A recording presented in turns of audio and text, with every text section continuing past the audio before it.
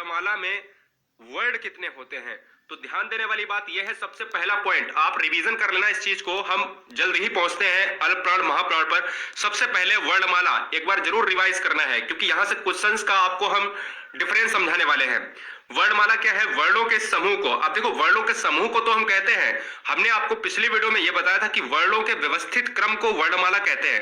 तो अगर क्वेश्चन में वर्णों के समूह को वर्णमाला कहते हैं ये आता है, और दूसरा ऑप्शन अगर ये नहीं है, दूसरा ऑप्शन अगर ये है कि वर्णों के व्यवस्थित क्रम को, यानी का के बाद खा आएगा, तो हम वर्णमाला कहते हैं। तो सबसे बेस्ट कौन सा है? वर्णों के व्यवस्थित क्रम को हम वर्णमाला कहते हैं। ठीक है, अब बात आती है दोस्तों यहां पर कि ये 48 वर्ड, क्या 48 वर्ड ही होते हैं? लेकिन आपने तो मुझे जहां तक पता है कि 52 जो यानी 52 वर्ड पढ़े हैं हिंदी में, तो याद रखना है 52 वर्ड और 48 वर्ड, और यहां पर एक आता है ऑप्शन में 44 वर्ड। तो तीन ऑप्शंस में तीन तरीके के क्वेश्चंस आते हैं, समझिएगा। अगर आपसे क्वेश्चंस के ऑप्शन में 48 वर्ड है तो आप 48 वर्ड मारेंगे। अगर आपसे ये पूछे कि हिंदी में कुल कितने वर्ड होते हैं तो आप 48 मारेंगे। या अगर आपसे क्वेश्चन ऐसे पूछे कि हिंदी में उच्चारण के तहत, यानी उच्चारण के तहत कितने वर्ड होते हैं, तो 48 होते हैं। ठीक है, अगर ऑप्शन में 52 नहीं है। अगर ऑप्शन में 52 और 48 नहीं है तो आप 44 मारेंगे, जबकि क्वेश्चन क्या होना चाहिए? उच्चारण के तहत। जब हम मारते हैं 52, कब मारते हैं? 52 हम तब मारते हैं जब हमसे कहे कि हिंदी में लेखन के अनुसार वर्ड कितने होते हैं, तो हिंदी में लेखन के अनुसार होते हैं वर्ड 52 और उच्चारण के अनुसार होते हैं वर्ड 44 या 48। अब 44 और 48 में क्या मतलब है?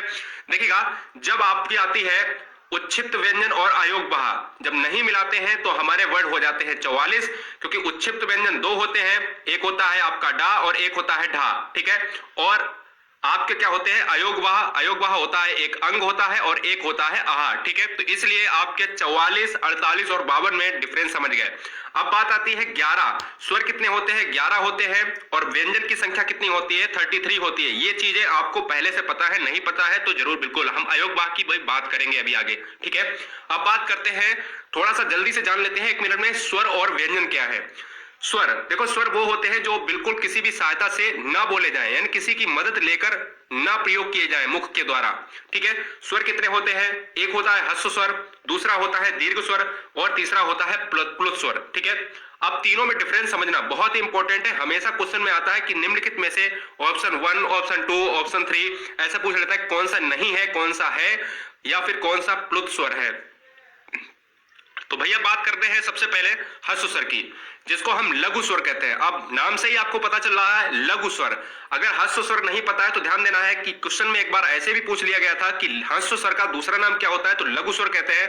अच्छा, लघु से आपको दिमाग में ये आया होगा कि लघु यानी छोटा, जिनको बोलने में कम समय लगता है उनको ह्रस्व स्वर या लघु स्वर कहते हैं। इनकी संख्या 4, यानी स्टार्टिंग के आ, ई, उ और री। मतलब स्टार्टिंग का मतलब है कि आ के बाद बड़ा आता है तो ये आपका दीर्घ स्वर हो जाएगा, फिर इसके बाद ई आएगा, ये आपका ह्रस्व हो जाएगा, फिर इसके बाद बड़ी ई आ जाएगा, तो इसको ज्यादा समय लगेगा बोलने में, ज्यादा जोर लगेगा, उसको हम दीर्घ स्वर कहते हैं।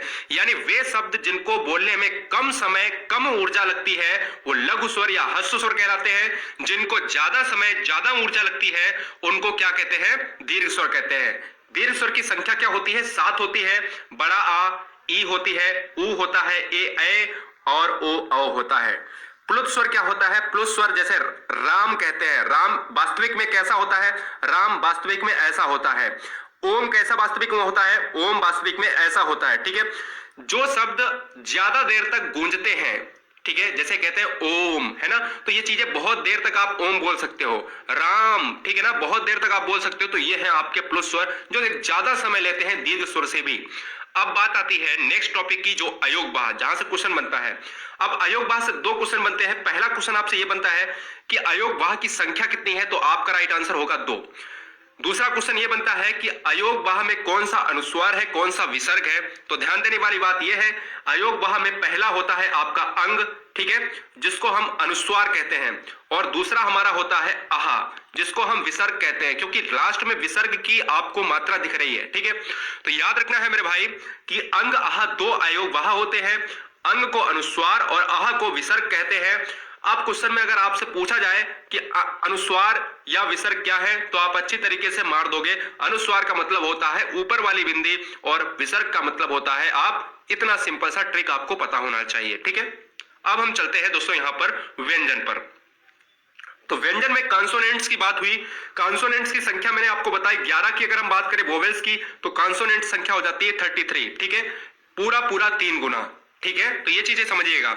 अगर हम बात करें जिन वर्णों का उच्चारण स्वर की सहायता से, मैंने स्वर की डिटेल बताई थी, स्वर को बोलते समय किसी की सहायता नहीं लेनी पड़ती है, जबकि व्यंजन को बोलते समय स्वर की सहायता आपको लेनी पड़ेगी ही, ठीक है।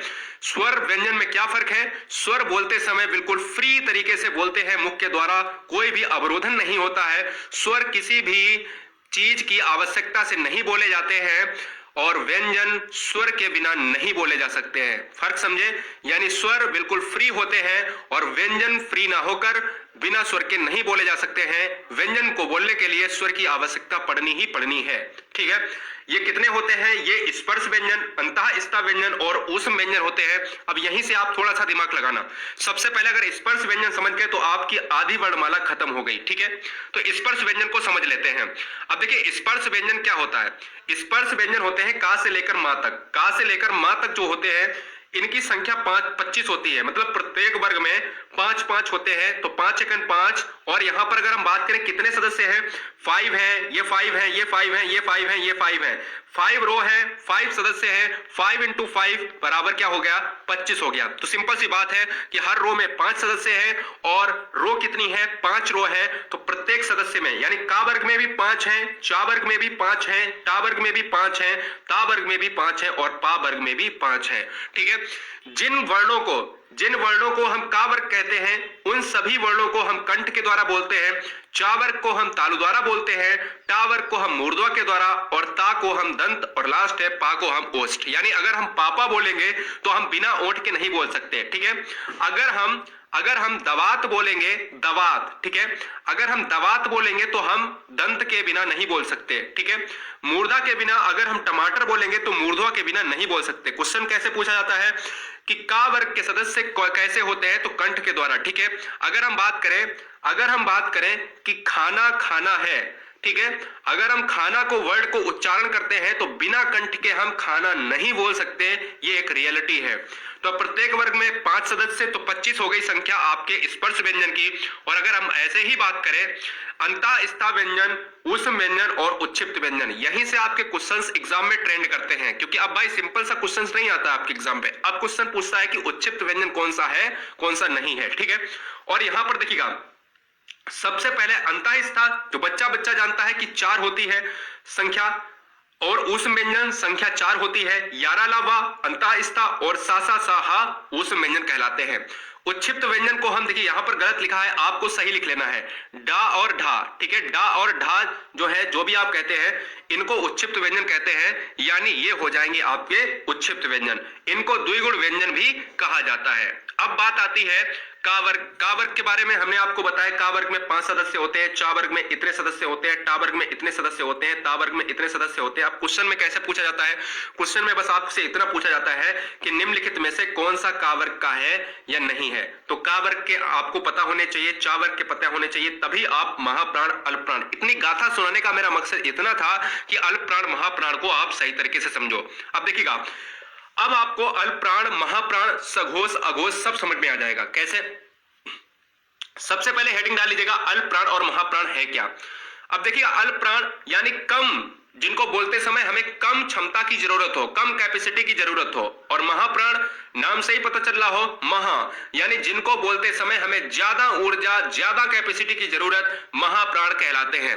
अब देखिएगा हमारे महाप्राण कौन से होते हैं? हर वर्ग के सदस्य में ही महाप्राण और अल्पप्राण और घोष अघोष छुपा हुआ है। हम इनका वर्ग में हमने आपको बताया कि 5 गुणे 5 होते हैं बराबर 25 होते हैं, यानी इन्हीं में कहीं ना कहीं अल्पप्राण और महाप्राण छुपा हुआ है। तो जिंदगी में नहीं भूलोगे, इन सभी को आपने अगर लिख लिया दिमाग में तो 1, 2, 3, 4 और 5 भागों में इनको बांट दो। अब देखिएगा 5 भागों में बांट दिया तो स्टार्टिंग के जो आपका एक छोड़ते जाओ, का के बाद खा छोड़ दिया, गा को ले लिया, घा छोड़ दिया, फिर इंगा को ले लिया, ठीक है। ऐसे इसमें एक छोड़ दिया, जा को ले लिया, फिर एक छोड़ दिया, ये ले लिया, एक छोड़ दिया, ये ले लिया, एक छोड़ दिया, ये ले लिया, एक छोड़ दिया, ये, एक छोड़ दिया, ये, ठीक है। ऐसे क्या हुआ कि हमने देखा कि पहले और तीसरे और पांचवें पे जो वर्ड मिले वो हमें अल्पप्राण मिले, और आपके दूसरे और कितने पर, चौथे पर जो वर्ड मिले वो क्या मिले हमें, दूसरे चौथे। यानी महाप्राण आपको एक लाइन में 2 ही मिलेंगे और अल्पप्राण हर रो में आपको 3-3 मिल जाएंगे, क्योंकि ये 1 2 3 पर होते हैं, ये 1 2 3 पर होते हैं, और ये होते हैं 2 4 पर। अब दूसरी चीज समझो, दूसरी तरीके से समझो कि अल्पप्राण वो होते हैं जिनको हम बोलने में कम ऊर्जा, कम कैपेसिटी लगती है। मैंने यही तो बताया।